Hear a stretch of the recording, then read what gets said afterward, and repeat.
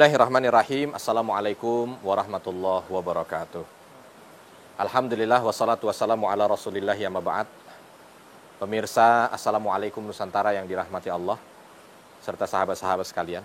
Alhamdulillah berjumpa kembali kita pada kesempatan kali ini yang penuh dengan keberkahan dari Allah Subhanahu wa Ta'ala. Insya Allah kita akan melanjutkan apa yang sudah kita bahas pada pertemuan sebelumnya.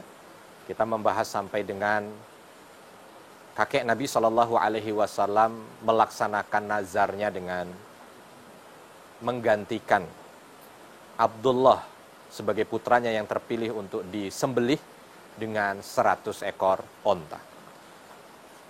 Kala itu Abdullah selamat dari nazar tersebut dengan digantikan. Tetapi dengan izin Allah juga, dari sinilah nama Abdullah itu kembali naik. Abdullah, ayahanda Nabi Sallallahu Alaihi Wasallam. Ketika Abdullah tumbuh besar dan ketika beliau itu selamat dari sumpah yang akan dilaksanakan dengan menyembelih beliau, nama beliau makin semerbak. Dikenal oleh orang-orang Quraisy dengan gelar-gelar yang luar biasa baik. Singkat cerita, sampailah pada usia di mana beliau menikah. Ada seorang putri Quraisy juga yang betul-betul memiliki kedudukan yang juga mulia, yang bernama Aminah. Namanya siapa? Aminah. Siapa Aminah? Ibunda Nabi Sallallahu Alaihi Wasallam. Singkat cerita, nanti kita tidak cerita tentang bagaimana cara bertemunya, bagaimana ini ya. Kita akan cerita romantisnya nanti saat Nabi saja.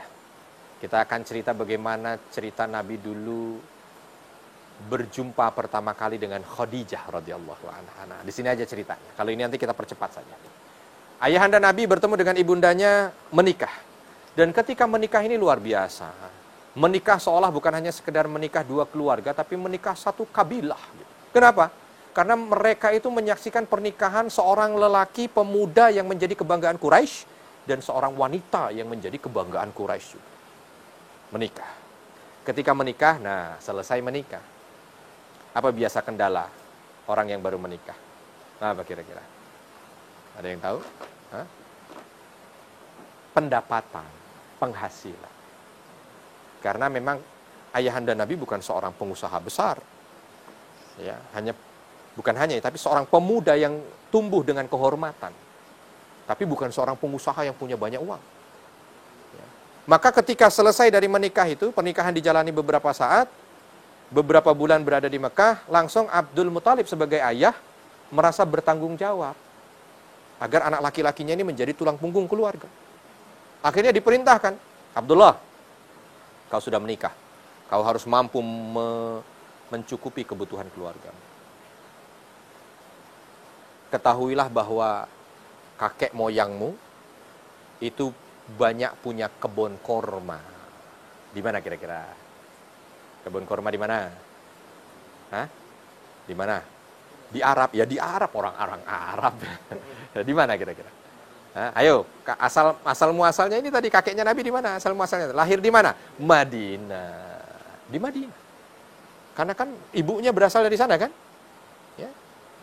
Salma binti Amr. Ibu berasal dari sana. Ibunya kakek Nabi Abdul Muthalib. Maka punya warisan dari paman-paman. Maka kala itu Abdul Muthalib meminta Abdullah berangkat ke Madinah, berangkat ke Yasrib, karena itu belum diganti namanya. Urus kebun kurma yang ada di sana, berangkat. Tapi ternyata takdir berkata lain. Sampai di sana Abdullah, sampai di Madinah, berhasil untuk mengurus kebun-kebun kurma yang ada di sana. Alhamdulillah dengan izin Allah banyak rezeki yang hadir. Tapi ternyata beliau sakit di sana. Beliau sakit. Bahkan sakitnya itu yang menghantarkan beliau pada kematian. Jadi ayahanda Nabi itu meninggal di usia yang relatif sangat muda sekali. Sehingga sampailah kabar berita bahwa ayahanda Nabi meninggal dunia. Padahal di masa itu Aminah sedang mengandung dengan usia kandungan yang sudah tua. Taruhlah bilang mungkin sekitar 7 bulan, kan udah besar. Di saat yang sama juga, udah sedih mendengar berita meninggal suaminya, tiba-tiba ada berita juga bahwa Ka'bah akan diserang oleh pasukan gajah. Wah, makin lagi kan. Ya. Pertanyaannya, apa yang menyebabkan pasukan gajah ini kok tiba-tiba dia datang ke Mekah dan ingin menghancurkan Ka'bah? Ini insya Allah akan kita bahas. Tapi sebelum kita bahas nanti yang berkaitan dengan ini di segmen berikutnya, saya ingin menegaskan betapa kita belajar dari seorang manusia yang bernama Abdullah ini.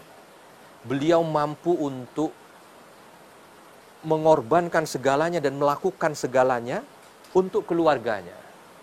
Pergi menuju ke Yasrib kala itu bukan pendek. 400 km, sekarang aja naik bis aja bukan mudah, capek. Apalagi beliau. Ngapain pergi ke sana jauh-jauh? Meninggalkan kampung halaman. Satu, beliau ingin memberikan yang terbaik untuk keluarganya. Beliau ingin membahagiakan keluarganya. Jadi, yang ada di sini pemuda-pemuda semua yang bakal menjadi ayah-ayah, yang akan menjadi pemimpin bagi keluarga, maka alangkah baiknya kalau sifat dari ayahanda Nabi ini ditanamkan dalam kehidupan kita. Menjadi seorang pemuda yang nantinya bertanggung jawab terhadap keluarga. Menjadi pemuda yang betul-betul mampu memberikan kebahagiaan untuk keluarga. Walau harus memeras keringat dan lain sebagainya. Kenapa? Karena dalam setiap aktivitas kebaikan, dalam titik keringat kita yang kita berikan kepada keluarga, itu akan mendatangkan kebaikan dan keberkahan. Bahkan bukan hanya sekedar untuk kita, untuk keluarga kita. Ini yang harus menjadi titik berat agar kita mampu meneladani ayahanda Nabi SAW. Insya Allah di pertemuan berikutnya kita akan membahas tentang kenapa dan bagaimana penyerangan pasukan gajah yang tiba-tiba datang dari Yaman. Kenapa kok juga disebut pasukannya pasukan gajah? Sehingga itu bisa menisbahkan nama tahun kala itu disebut juga dengan tahun gajah. Ya, maka kalau ditanya Nabi Muhammad lahir kapan? Tanggal 12 bulan Rabiul Awal tahun. Nah, kenapa kok jadi tahun gajah? Insya Allah akan kita bahas selepas ini.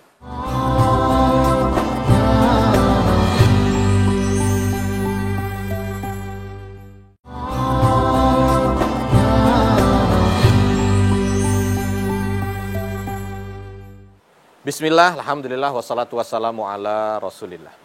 Tadi kita sudah bahas tentang bagaimana ayahanda Nabi SAW, beliau berangkat ke Yasrib. Lalu beliau meninggal di sana. Selepas itu, penderitaan yang dialami oleh Aminah dalam tanda kutip ini, ya, atau cobaan dan ujian, itu ternyata tidak hanya selesai sampai di sana. Di saat beliau sedang dalam kondisi sulit itu, tiba-tiba banyak orang datang dan meminta agar orang-orang Quraisy berteriak, meminta agar orang Quraisy berlindung di balik bukit. Quraisy ke balik bukit, Quraisy ke balik bukit. Kenapa? Ada pasukan gajah yang ingin menghancurkan kalian. Kenapa tiba-tiba ada pasukan gajah yang ingin menghancurkan kalian? Jadi begini, sahabat yang dicintai Allah.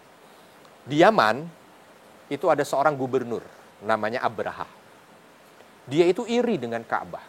Dia iri dengan Mekah. Ini ada bangunan kota yang sudah sedikit doyong. Ini udah dikit doyong tuh. Kenapa? Nanti di saat Nabi SAW usianya kurang lebih sekitar 30 tahun, itu ambrol Ka'bah. Ya. Ka'bah itu ambrol. Gitu. Dihancurkan dan dibangun kembali. Ya. Maka gubernur ini tadi iri. Ini Mekah ada bangunan yang sudah doyong, tapi orang semua datang ke sana dan mengatakan bahwa itu adalah rumah Allah, Baitullah, rumah Allah, Baitullah.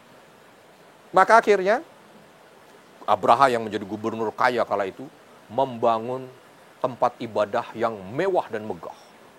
Dia buat dari emas, semuanya emas. Atap emas, tembok emas, berlian, intan. Pokoknya mewah. Lalu sudah jadi diumumkan kepada seluruh orang Arab. Bagi kalian yang beribadah ke tempatku ini, maka diberikan segala kebaikan. Salah satu yang disebut dalam beberapa riwayat itu, mereka diongkosi gratis PP. Pulang bawa hadiah. Ya, bayangin. Kalau ada di antara kita yang diajak ke Ka'bah diongkosin gratis PP, mau nggak? Mau. Pulang dibawain hadiah. Wah, mau lagi. Ini bayangannya Abraha kala itu untuk menarik orang. Untuk menarik orang, simpati. Tapi ternyata yang datang juga nggak banyak. Karena dia makin kesel, akhirnya dia hinalah Ka'bah itu. Nah, ketika dia menghina Ka'bah, ada orang Arab yang nggak terima. Oh, kemarin waktu dia cuma bangun, kita oke-oke aja, nggak ada masalah. Waktu dia undang semua orang untuk datang ke sana, kita juga nggak masalah. Tapi kalau dihina, aku tidak terima. Walau dia gubernur, punya banyak tentara. Malam-malam, ya, 2 hari sebelum malam itu, dia kumpulkan. Apa yang dikumpulkan?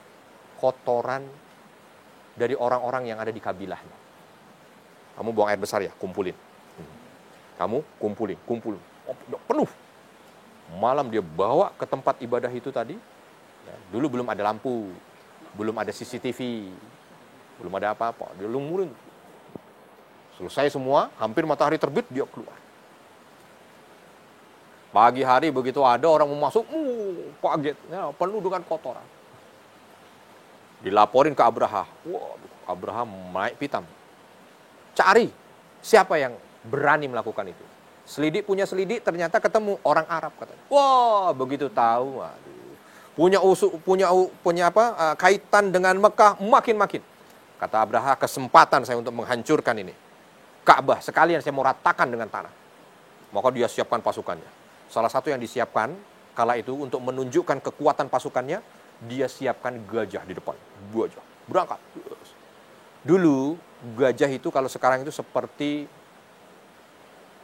kapal induk. Kekuatannya gitu. Jadi yang tentara yang punya gajah itu berarti udah tentara luar biasa. Kenapa? Karena nggak ada orang berani dekat. Kuda itu kalau, kayaknya gagah kuda. Tapi kalau udah diteriaki gajah, dia balik. Nggak berani. Terus kalau ada orang, walaupun dia mungkin pakai pedangnya, sekali sabet belalainya, dan belalainya itu dilindungi dengan besi. Besi yang ada senjata tajamnya. Jadi sekali tebas, tembus, selesai. Tapi begitu dibawa menuju ke Ka'bah, berita sampai, orang pada lari, yang luar biasanya begitu mendekat ke Ka'bah, ini gajah nggak mau masuk. Mendekat nggak mau masuk. Akhirnya Abraha frustasi dia. Udah, oke, kalau gitu kita diam dulu di sini. Beberapa jarak menuju ke Ka'bah. Dia bikin tenda. Begitu lihat, dia di sebelah tendanya ada kumpulan onta. Onta siapa itu? Boleh kita sembelih, kita makan. Gitu. Orang bilang yang menjadi penunjuk jalan itu ontaknya Abdul Muthalib. Siapa Abdul Muthalib? Pemimpin suku Quraisy yang tinggal di Ka'bah ini. Nggak peduli. Ambil. Siapkan buat makan kita besok. Dibikin. Lalu ada orang yang lihat itu segera menuju ke Ka'bah. Kala itu orang-orang Quraisy sudah bersembunyi di balik bukit. Langsung Abdul Muthalib. Datang. Ada apa? Abdul Muthalib. Ini Abdul Muthalib begitu dengar Ka'bah akan dihancurkan oleh pasukan gajah, minta semua orang Quraisy berlindung di balik bukit. Ada orang datang bilang, Abdul Muthalib, ontakmu diambil sama Abraha. Hah? Kata Abdul Muthalib. Ontak saya diambil. Langsung ambil baju perang, langsung jalan. Sendirian. Langsung masuk ke tendanya Abraha. Ditanya, siapa kamu? Abdul Muthalib. Wah, mungkin ini mau minta suaka. Mungkin dia mau damai. Mungkin dia mau nyerah segala macam. Pikirannya Abraha. Mau apa kamu kesini? Kata Abdul Muthalib, di luar dugaan. Dia bilang apa? Kembalikan ontak saya. Bingung Abraha. Saya ingin hancurkan Ka'bah, bukannya kamu minta supaya apa? Supaya Ka'bah itu tidak aku hancurkan, supaya aku balik ke kampungku, supaya yang kamu minta malah ontak kamu. Kenapa lebih mulia ontak daripada Ka'bah? Apa jawaban Abdul Muthalib? Ketahuilah bahwa aku adalah pemilik onta, maka aku bertanggung jawab terhadap ontaku. Sedangkan Ka'bah ada pemiliknya dan dia yang akan bertanggung jawab dengan Ka'bah. Maka tinggal tunggu apa yang akan diperlakukan untukmu. Masya Allah. Bingung Abraha. Nantang orang ini. Oke. Kembali nontanya. Besok kita gempur Ka'bah. Begitu besok mau digempur Ka'bah, nah apa yang terjadi? Kita akan lanjut pada pertemuan berikutnya.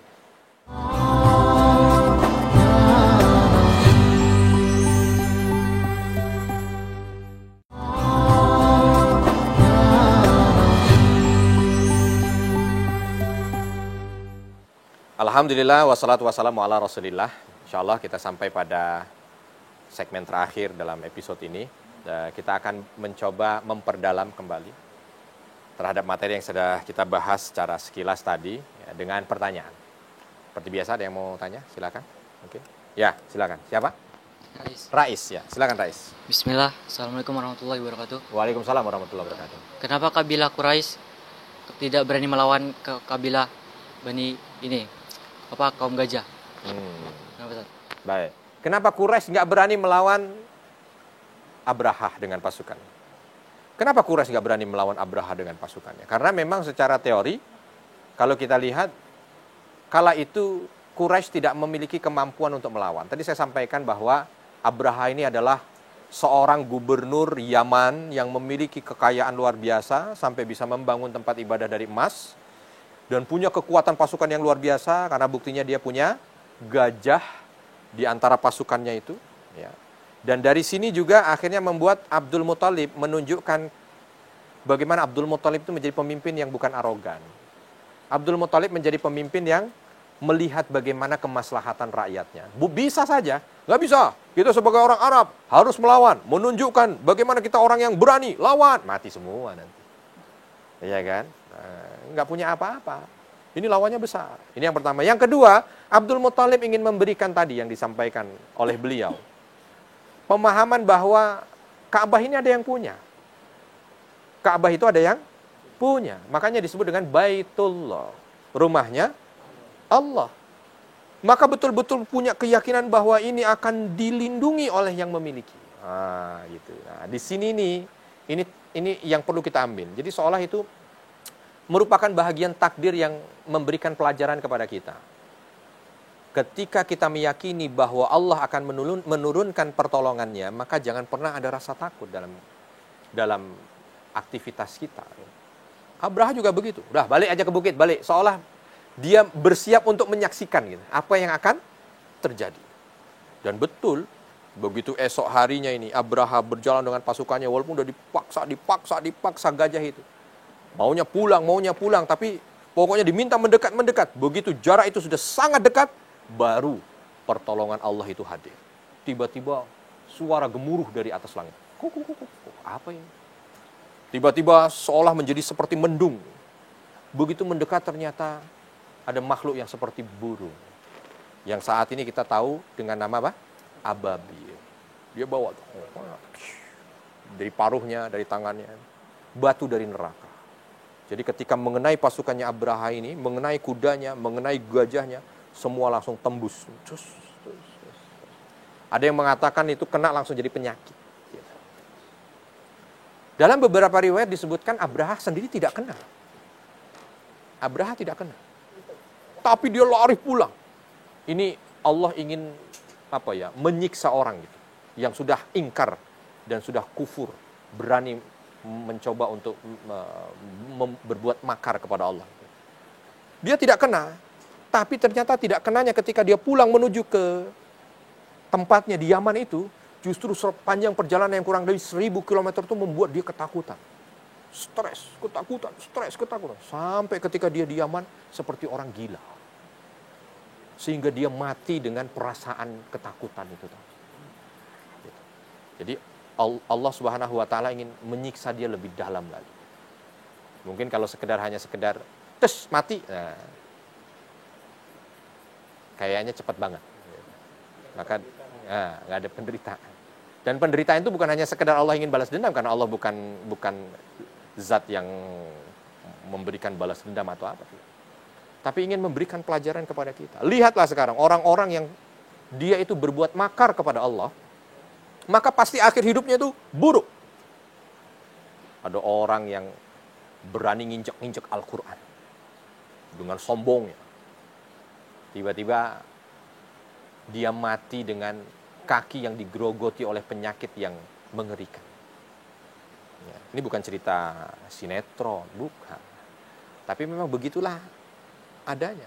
Maka jangan sekali-kali kita mencoba untuk berbuat makar kepada Allah. Kalau sudah berbuat zalim kepada Allah, lalu ternyata itu mendapat laknat dari Allah, maka berat ceritanya. Kan semuanya begitu. Firaun, kalau mau cuman dibunuh saja, sebelum tenggelam di laut mati itu, ya kan? Atau sebelum tenggelam di laut merah, mohon maaf, sebelum tenggelam di laut merah itu, bisa saja segera langsung Allah angkat nyawanya melalui Israel. Belum ngejar Nabi Musa, tahan, langsung nyawa diangkat, bisa. Tapi matinya tenggelam loh. Masuk laut, tenggelam. Sampai mati lagi. Ya kan? Tenggelam di laut luar biasa ya. Kita berenang baru kemasukan air dikit aja udah ngap-ngapan, ditenggelamkan, dibunuh dengan ditenggelamkan. Yang lain, Namrud. Matinya apa? Bisa aja kalau langsung mau diangkat nyawanya seketika, tapi matinya gara-gara zubab, nyamuk masuk ke hidungnya, langsung lari ke otak, main-main di otaknya nyamuk, mati dia gara-gara. Ya kan? Nah, ini bahagian cerita-cerita orang yang pernah membangkang. Korun, ya kalau cuma mau mati diangkat, nah, gitu. Tapi apa? Sampai ditenggelamkan oleh bumi. Gitu. Maka hati-hati. Sampai detik kelahiran Nabi Muhammad SAW pun ternyata Allah masih tunjukkan kekuasaannya. Ya, dengan apa? Dengan memberikan burung ababil kepada pasukan gajah itu. Ya, makanya Nabi Muhammad SAW ketika ditanya lahir kapan? Lahir tanggal 12 bulan Rabiul Awal tahun gajah. Karena orang Arab kala itu dia sudah punya tanggalan, sudah punya bulan, tapi dia belum punya tahun.